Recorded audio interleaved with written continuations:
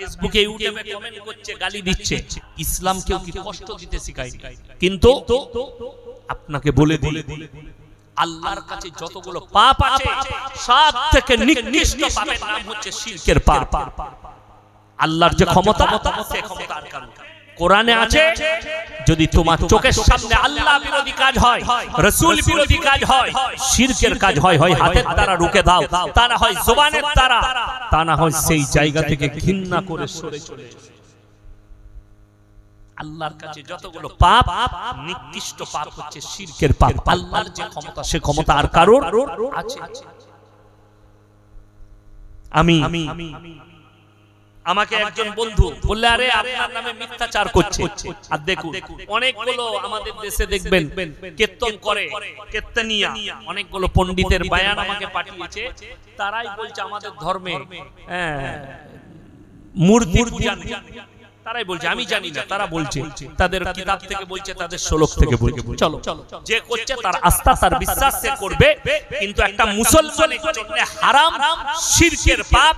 আর যদি কেউ জিদ করে করে, কোরআনে আছে ইন্নাশ শিরকা লাযুলমুন আযীম, আল্লাহ ইচ্ছা করলে সব গুনাহ ক্ষমা করবেন, শিরকের গুনাহ ক্ষমা করবে না। কেউ যদি জিদ করে শিরক 100 বার করব, বেশ করব, যাব, আমার যা হবে আমি দেখে দেখে এই ভেবে যদি কেউ পাপ করে, সেই শিরকের গুনাহ আমার আল্লাহ ক্ষমা করবেন না। আর শিরকের একটাই শাস্তি, জাহান্নাম। সেই শাস্তি কি? জাহান্নাম। আপনাকে বলে দিই, আমরা সবাই নামাজ পড়ি না পড়ি না? পড়ি। সূরা ফাতিহা পড়া হয় না হয় না নামাজে? ইয়াকা নাবুদু ওয়া ইয়াকা নাস্তাইন, আল্লাহ তুমি ছাড়া কারুর উপাসনা করি না, তুমি ছাড়া কারুর কাছে ভালো মন্দ চাই না। এখানে একটা কথা বলে দিই, আপনাদের গ্রামে দোকান আছে না? দোকান আছে। একজনে ধরেলেন আপনার চাচার দোকান আছে, চাচার দোকানে চকলেট, বিস্কুট, চানাচুর, সাবান ইত্যাদি মাল আছে। আপনি চাচার দোকান বাদ দিয়ে অন্য পাড়ায় নরেনের দোকানে মাল কিনতে যাচ্ছে। এখানে কটা দাঁড়াবে? দুটো পোর্শনও দাঁড়াবে। হয় চাচার কাছে মাল নেই, না হলে চাচার সঙ্গে আপনার ঝামেলা, ঠিক কি না? এই দুটোর মধ্যে একটা কারণ হবে। তা না হলে তো আপনি চাচার দোকানে মাল নেবেন, চাচার দোকান পেরিয়ে গিয়ে নরেনের দোকানে নিচ্ছে। তো যারা আল্লাহ ছাড়া কবরে, গাছতলায়, ছাঁচতলায়, এলতলায়, ঢিপিতে ভালো মন্দ চাইছে, দুটো কারণ, হয় আল্লাহর সঙ্গে ঝামেলা চলছে, না হলে আল্লাহর কাছে মাল ফুরিয়ে গেছে। স্যাম্পল ভাবে বুঝায়। আমি ইয়াসিন বেঁচে আছি না, কথা বলে। কারণ নাসির ভাই যদি বলে হুজুর 100 টাকা দেন, তো আমি পকেট থেকে বার করে দিতে পারবো না? পারবো। আচ্ছা, আমি যদি মরে যাই আর যদি চাই, দিতে পারবো? কথা বলে। আমি মারা গেছি ধরলেন, এখন ইনি বলছেন হুজুর 100 টাকা দেন। আচ্ছা, মরে গেলে আর আমার ক্ষমতা আছে দিব বার করে? ক্ষমতা নেই। এটা আমাদের সাধারণ লোক বুঝতে পেরেছে যে ইয়াসিন সাহেব যখন মারা গেছে, এই লোকটার আর কোনো ক্ষমতা নেই যে 100 টাকা বার করে দিবে। দুঃখের বিষয়, কিন্তু আমি ইয়াসিন মারা গেছি, আমার কবরে গিয়ে ভালো মন্দ চাইছি। কথাটা বুঝতে পারেন? মক্কা থেকে মদিনা 470 কিলোমিটার রাস্তা। হাজী সাহেব কে আছেন? হাত তুলেন। হাজী সাহেব কে আছেন? হাত তুলেন। মাশাআল্লাহ, একজন পেছনে আছে। উমরা কে করে এসেছেন? হাত তুলেন। মাশাআল্লাহ, দুটো। আর কে আছে? তিনটে, চারটা উমরা। শুনেন, মক্কা থেকে মদিনার দূরত্ব হচ্ছে 470 কিলোমিটার। আমি নিয়ত করেছি হজে যাব, আল্লাহ কবুল করুক, বলুন আমিন। কিন্তু আমার আব্বাজি গেছে, আমি আব্বাজির মুখ থেকে শুনেছি, আব্বাজি হজে গেছেন, উমরাই গেছেন, যে 470 কিলোমিটার রাস্তা। হাজী সাহেব যারা আছে ইমানদারির সঙ্গে বলুন তো, কটা মাজার দেখেছিলেন হাজী সাহেব? একটাও মাজার দেখেছিলেন? নাই, একটা মাজার নেই। আর আমার বাড়ি থেকে আপনার এখানে 120 কিলোমিটার রাস্তা, 120,000-এর বেশি মাল আছে। মানুষ বললে রাগ করবে। আপনি কলকাতা যান, সাঁতরাগাছিতে ঢোকার আগে রোডের মধ্যখানে, হাইওয়ের মধ্যখানে মাজার করা আছে। আর লরির ড্রাইভারদের জান্নাত এত সহজ, কি বলে, মদ খায়, গাঁজা খায়, লরি চালাচ্ছে, পাথরের গাড়ি, বালির গাড়ি। ও বাবা বাবা, দে 20 টাকা দে, ঝাড়াম, জান্নাত রেডি। কত মদ খাবি খা, গাঁজা খাবি খা, চাদরে পয়সা ফেলিয়েছে, লেখা আছে টাকা ফেলাও জান্নাতে প্রবেশ কর। অবাক কাণ্ড, দুঃখ লাগে, বেদনা লাগে। এই জাতির প্রতি আপনাদের হুগলি ডিস্ট্রিক্ট তারকেশ্বরের কাছে 10 ঘরা, আমার বর্ধমানের সাথে সেটে আছে জামালপুরের সাথে, জলসা করতে এক থেকেও ভালো প্যান্ডেল, প্যান্ডেলের পাশে গাছ, গাছ উপরে চলে গেছে, গুড়াটা আছে প্যান্ডেলের স্টেজের পাশে। আমি স্টেজে গিয়ে দেখছি গুড়াতে আপনার আগরবাতি, মাটির গুড়া, মোমবাতি আর একটা চাদর ল্যাপটানো আছে চিকচিকি পাড়া। আমি বললাম বাবা তোমাদের এখানে হিন্দু মুসলিম ভাইদের মধ্যে খুব মহব্বত গো, খুব ভালো আপনারা। বলে কেন হুজুর?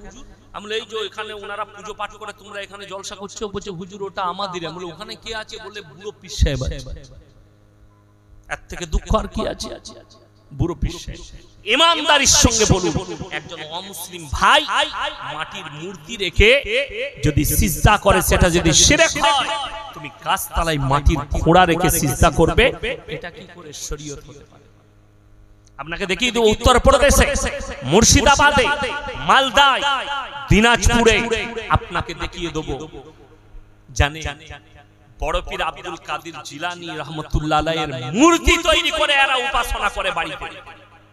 মাজারে রেখেছে বড় পীর আব্দুল কাদের জিলানীর মূর্তি তৈরি করে রেখেছে, তার ফটো রেখেছে। আমার থানায় চলুন, সকাল বেলায় উঠে ফজরের পরে ধূপ ধুনা দেয় পীরের ছবিতে, সিজদা করে, তারপরে দোকানে যায়। আপনি এদেরকে কি বলবেন? এদের জন্য কি আছে ইসলামী শরীয়তে? এই জানেই না। গাছতলায় সিজদা করছে, আল্লাহ ছাড়া কারোর সামনে পার্সোনাল প্রপার্টি নামানো যাবে।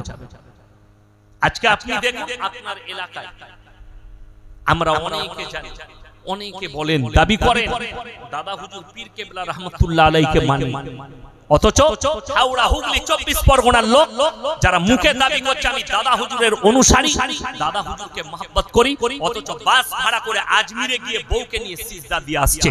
আর দাদা হুজুর পীর কেবলা রহমতুল্লাহ আলাইহির ওসিয়তনামা যদি আপনাদের কাছে কারো ফোন নাম্বার থাকে, কোন বাপের বেটা হুজুরকে ডাকুন স্টেজে, আমি আছি 2 ঘন্টা, এসে খালি বলে দিবে ইয়াসিন মিথ্যা বলছে। দাদা হুজুর পীর কেবলা রহমতুল্লাহ আলাইহির ওসিয়তনামায় আছে মেয়েদের মাজারে যাওয়া হারাম, মাজারে সিজদা করা হারাম, মাজারে চাদর চড়ানো জায়েজ নেই। এটা হচ্ছে দাদা হুজুর পীর কেবলা রহমতুল্লাহ আলাইহির ফতোয়া। এই ফতোয়া আমার নয়, এই ফতোয়া মুজাদ্দিদে জামান দাদা হুজুর পীর কেবলা রহমতুল্লাহ আলাইহির ওসিয়তনামায় লেখা আছে। অথচ বাস ভাড়া করে গিয়ে খাজা মঈনুদ্দিন চিশতি রহমতুল্লাহ আলাইহির মাজারে সিজদা করে আসছে বউকে নিয়ে। মেয়েদের এটা তো দাদা হুজুরের কথা। আর একজন আমাদের দেশে উত্তরপ্রদেশে বেরেলভি একজন মৌলবি ছিল, তার নাম ছিল আহমদ রাজা বেরেলভি। তার কিতাবের নাম ফতোয়ায়ে রিজভিয়া, খণ্ড নম্বর 24, পৃষ্ঠা নম্বর 497। সেখানে তিনি লিখছেন, কিতাবটা ফতোয়ার কিতাব ছাপা হয়েছে করাচি, পাকিস্তানে। সেখানে লেখা আছে एक औरत के लिए मजार में जाना तो दूर की बात, नियत करना भी हराम। নিয়ত করাটাও তার জন্য হারাম, একটা মেয়ের জন্য, মহিলার জন্য। কবরে চাদর চড়ানো যদি জায়েজ হতো, আল্লাহ রাসূল সাল্লাল্লাহু আলাইহি সাল্লামের কবরটা আসমান পর্যন্ত হিরে মতি মুক্ত চাদরে ঢেকে যেত। যারা যায় আজমিরে তারা জানে, খুব জোর হলে 20টা চাদর আছে। কটা বললাম? 20টা। নিয়ে গিয়ে আপনি চাপাচ্ছেন, গুটিয়ে মালটা ঘুরিয়ে আবার দোকানে চলে আসছে। ওই মালটাই বারবার যাচ্ছে, খালি কি হচ্ছে? পয়সার ব্যবসা হচ্ছে। আরে মূর্খ, 2000 টাকার চাদর কিনে ওই মাজারে চাপায়, বরঞ্চ 2000 টাকা 20টা ওড়না কিনে তোর এলাকার গরিব মহিলাদিকে দে, তারা নামাজ পড়বে, আর তোর জন্য নামাজের পাটিতে দোয়া। খাজা বাবার চাদরের প্রয়োজন, যদি চাদরের প্রয়োজন হতো, তোমার মতো টানার চাদর নয়, তোমার মতো 500 টাকার চাদর নয়, আল্লাহ রাসূল সাল্লাল্লাহু আলাইহি সাল্লামের কবরটা আসমান পর্যন্ত হিরে মতি মুক্ত চাদরে ঢেকেছে। রাসূলের কবরে জায়েজ নেই, পৃথিবীর আর কোন মৌলবি মুল্লা পীর ফকিরের কবরের জন্য জায়েজ হতে পারে। আল্লাহ রাসূলের কবরে সিজদা নেই, পৃথিবীর আর কোন মৌলবি মোল্লা পীর ফকিরের কবরের জন্য সিজদা চলতে পারে না। আল্লাহ রাসূলের কবরে ভালো মন্দ চাইতে পাবে না, পৃথিবীর আর কোন মৌলবি মোল্লা পীর ফকিরের কবরে ভালো মন্দ চাওয়া যাবে না। ভালো মন্দের মালিক সকলে বলুন কে? একমাত্র আল্লাহ।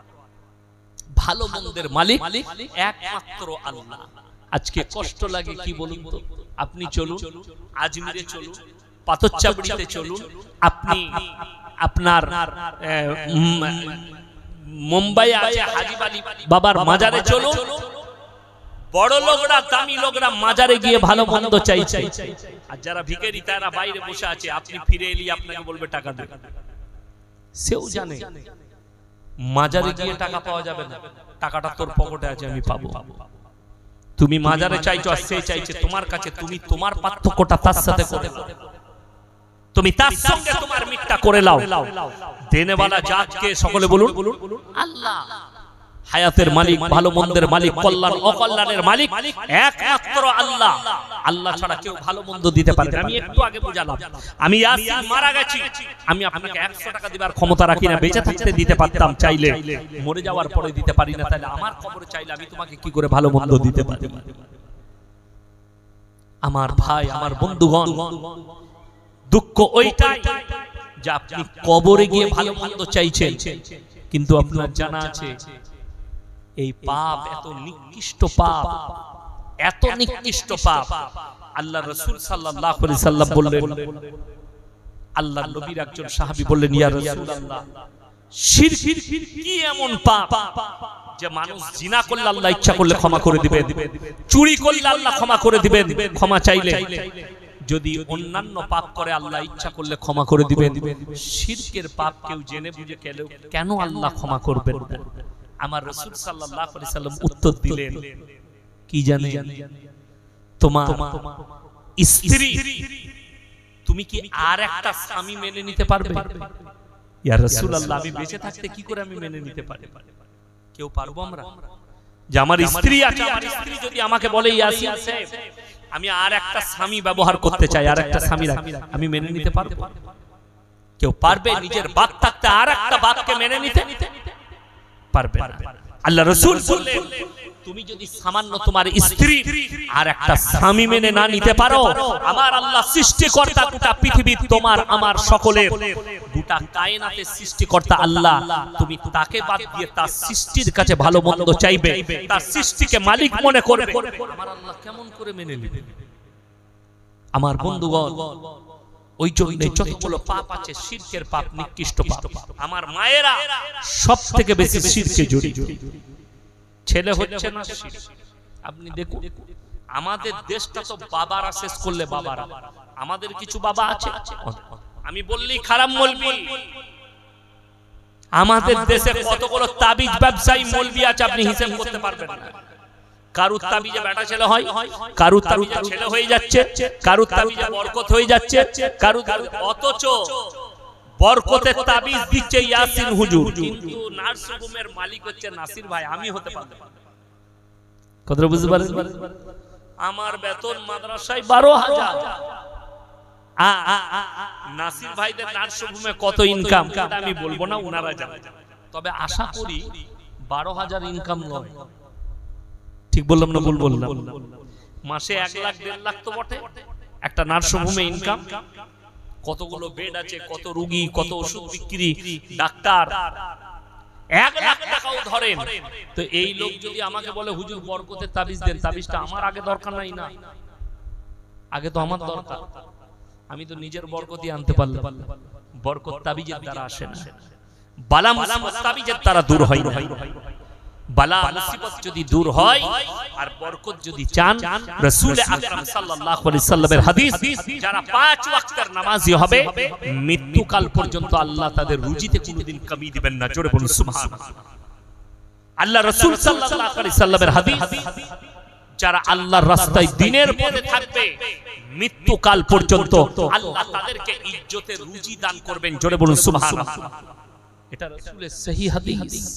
আপনি আর পরে কোনটা বিশ্বাস করবেন, হুজুরের তাবিজটা না রাসূলের হাদিসটা? আপনি দিনের উপরে প্রতিষ্ঠিত, প্রতিষ্ঠিত মানে কি?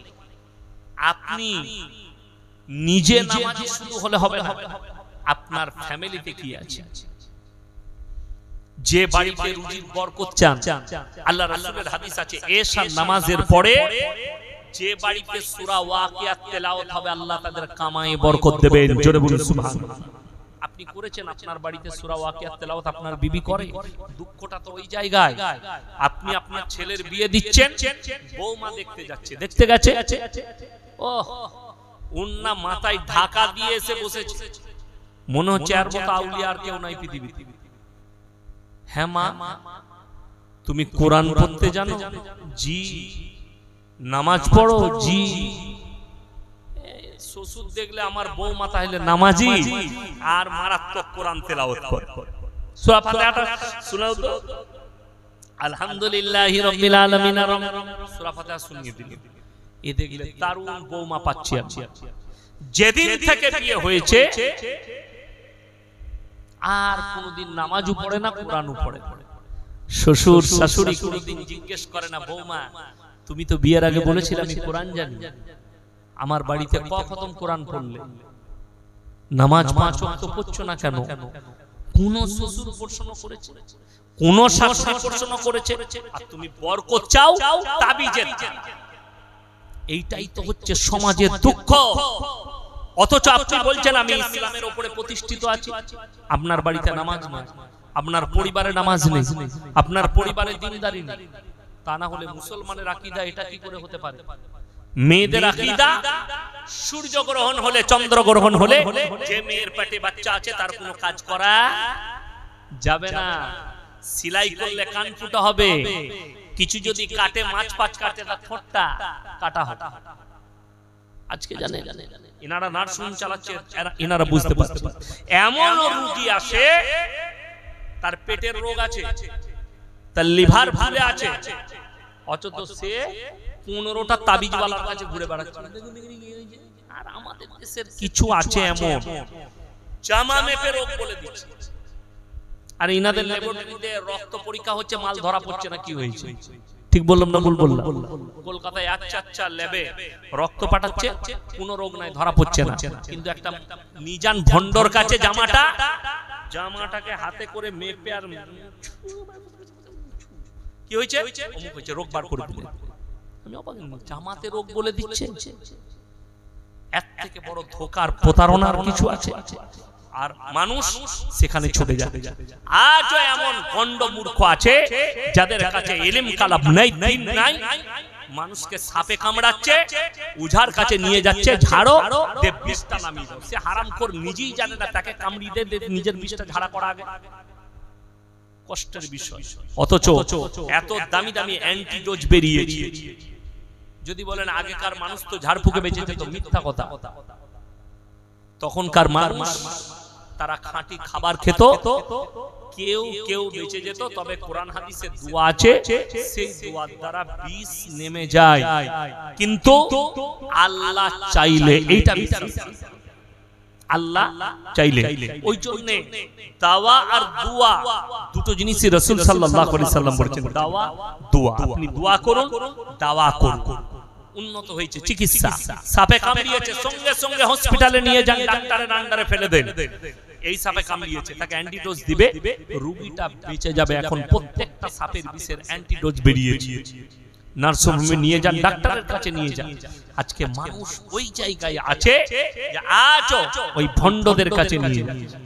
মেয়ের বিয়ে হচ্ছে না, বিশ্বাস করবেন না, কত মুসলমান কুফরি করছে, কুফরি কালাম করছে এই তাবিজের ব্যবসার নাম করে। হাজার হাজার লোককে ধোঁকা, প্রতারণা, প্রবঞ্চনায় ফেলে রেখে দিয়েছে। আপনার বাচ্চা হচ্ছে না, বাচ্চা দেনেওয়ালা মালিক কথা বলে আল্লাহ। কোরআনে নিজে বলেছেন সূরা আলে ইমরানে, ওয়াল্লাযী ইউসাউবিরুকুম ফিল আরহামি কাইফা ইয়াশা লা ইলাহা ইল্লা হুয়াল আজিজুল হাকীম। হে আমার নবী, মায়ের গর্ভে বাচ্চা আমি আল্লাহ আমার ইচ্ছা মতো দান করি, আমি কারো পরামর্শে কাজ করি। আর আপনি কার উপরে ভরসা করছেন? ছেলে হচ্ছে না, কে বলে দিয়েছে? আমার বাবা যেন চলে চলে পাথর চাপড়িতে এক রাত্রি ঘুমানে তোমার ছেলে হয়ে। আমরা শুনেছি স্বামীর পাশে শুলে ছেলে হয়, বলছে মাজারে সুগা ছেলে হয়। এর থেকে বড় দুর্নীতি আর কি হতে পারে সমাজের জন্য? আপনি আল্লাহর কাছে দোয়া চাইবেন, রাসূলের কাছে, রাসূলকে আপনার রাসূল সাল্লাল্লাহু আলাইহি সাল্লামকে আল্লাহ দোয়া শিখিয়েছেন, আল্লাহ আমাকে সন্তান দাও, আল্লাহ নেক সন্তান দাও। আমার আব্বাজির সম্পর্কে আপনারা জানেনই না একটা ইতিহাস। আমার আব্বাজি বিয়ে হওয়ার 8 বছর পরে আমার বড় বোন জন্ম নিয়েছিল। 8 বছর পর্যন্ত আমার মায়ের কোনো বাচ্চা হয়নি, কিন্তু আমার মাকে কোনো মাজারে যেতে হয়নি, কোনো জায়গায় সিজদা দিতে হয়নি, কোনো মাজারে যেতে হয়নি, কোনো তাবিজ লাগেনি। আল্লাহ দিয়েছে 8 বছর পরে বাচ্চা। তারপরে আমরা 6টা ভাই ভাই পর পর আল্লাহ দিয়েছে। অসুবিধার কিছু নেই, আল্লাহর কাছে চাইতে হবে। দেনে वाला জাত আল্লাহ, হায়াতের মালিক আল্লাহ, মওতের মালিক আল্লাহ, কল্যাণ অকল্যাণের মালিক। মানুষ আল্লাহর থেকে বেশি তার সৃষ্টির কাছে ভরসা, তার সৃষ্টির প্রতি বিশ্বাস করে। ঝড় দিলে যে গাছটা ভেঙে পড়ে যাবে সেই গাছটা, যে লোকটা, যে পীরটা মারা গেল, সে নিজের জীবন বাঁচাতে পারল না, সেই লোক আপনাকে কবর থেকে শুয়ে আপনাকে ছেলে দান করবে, সেই লোক আপনাকে ভালো মন্দ দিবে, সেই লোক আপনার ব্যবসায় বরকত দেবে। এর থেকে মূর্খ দুনিয়া আর কিছু নেই। অবশ্যই আপনি কবর জিয়ারত করবেন, কিন্তু শুনে রেখে দেন, আলেম উলামারা আছে আপনাদেরকে বলে যাচ্ছে, 3টে জায়গা ছাড়া কোনো জায়গায় নেকির উদ্দেশ্য নিয়ে সফর করা জায়েজ নেই। কটা বললাম? 3টে। নাম্বার 1 মক্কা, কাবা ঘর, নেকির উদ্দেশ্য নিয়ে যাবে। 1 রাকাত নামাজ পড়লে 1 লাখ রাকাত নামাজের নেকি পাওয়া যাবে। জোরে বলুন সুবহানাল্লাহ। মদিনা মুনওয়ারা, যেখানে আল্লাহ রাসূল সাল্লাল্লাহু আলাইহি সাল্লাম শুয়ে আছে, সেখানে যদি নিয়ত করে যান আমি মদিনায় গিয়ে নামাজ পড়ব, নেকি পাবেন নিয়ত করা মাত্র। সেখানে গিয়ে 1 রাকাত নামাজ পড়লে 50,000 রাকাত নামাজের নেকি পাবে। নাম্বার 3 বাইতুল মাকদাস, যেটাকে বলা হচ্ছে আল আকসা, সেখানে নামাজ পড়লে আপনি 25,000 রাকাত নামাজের নেকি পাবেন। জোরে বলুন সুবহানাল্লাহ। বাকি ভারতে আপনি আজমিরে যান, পাথরচাপড়িতে যান, আর যে বাবার মাজারে যান, যদি নেকির উদ্দেশ্য নিয়ে আপনি সফর করেন, ইসলামী শরীয়তে বৈধ নয়। চ্যালেঞ্জ দিলাম, বাপের বেটা মৌলভি হালাল যদি প্রমাণ করে যে না নেকির উদ্দেশ্য নিয়ে সফর করা যাবে, আমি চ্যালেঞ্জ ছুড়ে দিলাম, সে খালি কোরআন হাদিস থেকে দলিল দেবে। আমি যেটা বললাম এটা রাসূল সাল্লাল্লাহু আলাইহি সাল্লামের হাদিস, আর তুমি যেটা বলছো ওটা তোমার পীরের কথা, ওটা তোমার মূর্খর পীরের কথা, যার কাছে কোরআন হাদিসের জ্ঞান নেই, এটা তার বার্তা। আমার ভাই, আপনি যাচ্ছেন দিল্লি গেছেন, আজমির গেছেন কোন কাজে, আপনার সামনে পড়লো খাজা মঈনুদ্দিন চিশতি রাহমাতুল্লাহ আলাইহির কবর, আপনি আল্লাহ ওয়ালার কবর হিসাবে জিয়ারত করতে পারেন। কবর জিয়ারত করা সুন্নাত, কিন্তু নেকির উদ্দেশ্যে গিয়ে কবর জিয়ারত করা ইসলামী শরীয়তে নেই। জিজ্ঞেস করুন অনেক লোককে, তোর বাপের কবরটা কোথায়? মালের মনে নাই কোন কোণে আছে। দাদর কবর ভুলে গেছে, কিন্তু পাথর চাবড়ি মনে রেখেছে। আপনি দেখুন, আমি এই 2 বছর আগে একবারই মালদা থেকে জলসা করে আসছি, মোড়ারই হয়ে আসছি, তো রামপুরহাট পার করেছি, বোলপুর পার করেছি, ভেদিয়া বলে একটা আছে, অজয় যেটা আছে আমাদের বর্ধমানে, ভেদিয়া, ওই রাস্তায় দেখছি রাতের বেলায় অনেক লোক মেয়ে সব পায়ে হেঁটে যাচ্ছে। আমি চিন্তা করলাম আল্লাহ এরা বাস পাইনি না কি হয়েছে, না বাস খারাপ হয়ে গেছে। তো ওখানে একটা হোটেল ছিল, হোটেলে দাঁড়ালাম, চা খাওয়া, হাট লাগানো আছে, বসলাম, লাইন হোটেল, আমরা চা বানাবো। তো কিছু মেয়ে ভদ্র মহিলা, মাথায় কাপড় ফাপড় নেই, কোমরে কাপড় গুঁজা আছে, হাতে থলি আছে, একটা করে লাঠি আছে, সব ঢুকলো, অনেক পুরুষ। আমি বললাম মা তোমরা এত রাতে কোথায় যাচ্ছ গো? বলছে কেন বাবা জানো না? পাথরচাবড়ির মেলা যাচ্ছে, ওরস আছে। আচ্ছা আচ্ছা। আমি বললাম বাস পাওনি না গাড়ি পাওনি, পায়ে হেঁটে যাচ্ছ মা? সকালবেলায় যাবে গাড়িতে? না, আমার হুজুর বলেছে পায়ে হেঁটে গেলে হজের নেকি পাবো। নাউজুবিল্লাহ। এর থেকে বড় দুর্নীতি আর কিছু হতে পারে? এর থেকে বড় বদদিনী আর কিছু হতে পারে? এই ভাষাটা বলা মাত্র ঈমানের খাতরা হয়ে যাবে। ওই জন্য আমি শিরক বুঝাচ্ছি, এই ভাষাটা বলাটাই শিরক, এই ভাষাটা বলাটাই বদদিনী। অথচ এরা নেকি পাবে না, ঘুরিয়ে গুনাহ হবে। কেন? নেকির উদ্দেশ্য নিয়ে, নেকির উদ্দেশ্য নিয়ে তারা যাচ্ছে যে সেখানে গেলে নেকি পাবো, পায়ে হেঁটে গেলে হজের নেকি পাবো। আমি চ্যালেঞ্জ ছুড়ে বললাম, আমি যাইনি, তবে যারা গেছে তারা প্রমাণ দিচ্ছে। যত রকমের বড় থেকে ছোট পাপ আছে, সব পাপ পাথর চাবড়ির মেলাতে হয়। গাঁজার আসর বসে, মদের আসর বসে, জুয়ার আসর বসে, বুগি বুগি ড্যান্স হয়, যত রকমের আলকাপ, লোটো, গান, দেহ ব্যবসা সব হয়। আপনি বলুন কবরস্থান পবিত্র জায়গা, সেখানে ওরসের নাম করে যত রকমের পাপ, সব পাপগুলো সেখানে হচ্ছে। আমার বন্ধুগণ, আমার ভাই, অনেক মা, অনেক বোন, এরা জানে না মান্নত কাকে বলে। মান্নত কার নামে করতে হয়? মান্নত একমাত্র আল্লাহ ছাড়া কারোর নামে মান্নত করা চলবে? চলবে। কেউ যদি নিয়ত করে আমার ছেলে মাধ্যমিকে ফার্স্ট হলে আমি আল্লাহর রাস্তায় একটা গরু কুরবানি করে গোটা গ্রামের মুসল্লিকে খাওয়াবো, জায়েজ আছে। আমার ছেলে মাধ্যমিকে ফার্স্ট হলে আল্লাহর রাস্তায় একটা কোরআন দান করব, জায়েজ আছে। আমার ছেলে মাধ্যমিকে পাস করলে আল্লাহর রাস্তায় একটা ছাগল কুরবানি করে এতিম মিসকিনকে খাওয়াবো, জায়েজ আছে। কিন্তু কেউ যদি বলে আমার ছেলে হচ্ছে না, ছেলে হলে খাজা বাবার নামে একটা ছাগল দেবো, আমার যদি বেটা হয় আমি একটা খাজা বাবার নামে মুরগি দেবো, আল্লাহ ছাড়া কারোর নামে মান্নত করা যাবে না।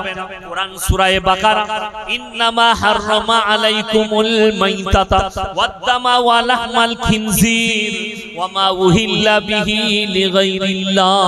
প্রবাহিত রক্ত, মরা জন্তুর মাংস, শুয়োরের মাংস, আল্লাহ ব্যতীত অপরের নামে উৎসর্গিত জিনিস তোমাদের জন্য হারাম করা হয়েছে। প্রবাহিত রক্ত, মরা জন্তুর মাংস, শুয়োরের মাংস, আল্লাহ ব্যতীত অপরের নামে, আল্লাহ ছাড়া ঠাকুরের নামে, আল্লাহ ছাড়া গাছের নামে, আল্লাহ ছাড়া কবরের নামে, আল্লাহ ছাড়া মাজারের নামে, আল্লাহ ছাড়া পীরের নামে, আল্লাহ ছাড়া ঢিপির নামে, এই সমস্ত খাবারগুলো তোমাদের জন্য আমি আল্লাহ হারাম করলাম। একমাত্র আল্লাহর নামে মান্নত হতে হবে, আল্লাহর রাস্তায় মান্নত হতে হবে, আল্লাহ ছাড়া কারোর নামে মান্নত করা চলবে না। আমাদের দেশের মেয়েরা তো ডিমের উপরে বিশ্বাস করে, আল্লাহর উপরে। আমাদের দেশের মেয়েরা দিনের উপরে। আজকে আমাকে একজন ভদ্র মহিলা ফোন করেছে, হুজুর যে মাসে ছেলের জন্ম হয়েছে সেই মাসে কি ছেলের বিয়ে দেওয়া যাবে? আচ্ছা, এই মৌলবীদিকে জিজ্ঞেস করুন তারা কোরআন হাদিসে কোথাও পড়েছে নাকি এটা? এইটা মাসলাই নয়, এটা কি কুসংস্কার। এটা কি বললাম? কুসংস্কার। ইসলামে আছে যে মাসে জন্ম দিয়েছে সেই মাসে বিয়ে দেওয়ার এরকম বিধান ইসলামে নেই। ইসলামে মুহররম মাসে বিয়ে দিতে নাই এরকম বিধান নেই। ইসলামে আপনার এই মাসে বিয়ে দিতে নাই, তোমার যেদিনে সুবিধা হবে সেই দিনে বিয়ে। আপনার ছেলে চাকরি করে দিল্লিতে, ঈদের দিনে এসছে, ঈদেতে এসছে, ঈদের আগের দিনে, আবার ঈদের পরের দিনে চলে যাবে। আপনি ঈদের নামাজ পড়িয়ে জোহরের পরে ইমামকে ডেকে নিকাহ পড়িয়ে দেন, কোনো দোষের না। এটা আমি শরীয়ত বললাম, কোনো দোষের না। সময় নেই, আপনি ওই দিনে পড়িয়ে এলেন যেদিনে পারেন। আমাদের দেশে অনেকজন বলে আমাবস্যার রাতে বিয়ে দিতে নেই। আমাকে মুর্শিদাবাদের একটা ছেলে বলেছিল, হুজুর আমাবস্যার রাতে কি বিয়ে করা চলবে? আমি মোটেই করি না, কালো ছেলে হবে। কি বলবো তাই? হাদিসে নাই, কোরআনে নাই। আমি তো নিজে আমাবস্যার রাতে বিয়ে করেছি, কি হয়েছে? কোনো অসুবিধা নেই, কোনো হারাজ নেই। এগুলো কুসংস্কার, আর এই কুসংস্কার গুলো এসেছে ইসলামিক কালচার থেকে, ইসলামের কালচার নয়। এটা রাসূলের আখলাক নয়, রাসূল সাল্লাল্লাহু আলাইহি সাল্লামের আদর্শ নয়। রাসূল সাল্লাল্লাহু আলাইহি সাল্লামের আদর্শ হচ্ছে আল্লাহর কাছে সব দিনটাই কি সমান। আপনি তার মধ্যে কিছু কিছু দিনগুলোকে আল্লাহ উত্তম করেছেন, সেটা দিন বিশেষে, কিন্তু আল্লাহর কাছে দিনগুলো সবই ভালো।